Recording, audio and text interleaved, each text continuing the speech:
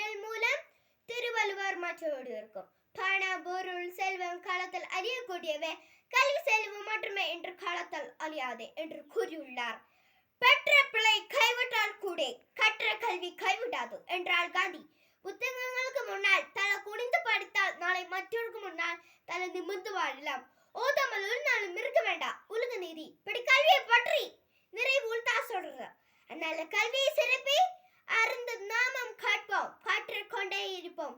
எனவே கல்வியானது ஒரு மனிதன் முக்கிய தேவையா இருக்கிறது. கல்வியை போற்றும், கல்வியால் உயரும், படிப்பால் மட்டுமே பாரதத்தை பாரால் முடியும் என்ற அப்துல் கலாம் ஐயா அவர்களின் வார்த்தைகளை இறுதியாகி கூறி அனைவரிடம் இருந்து விடை பெறுகிறேன். நன்றி, வணக்கம்.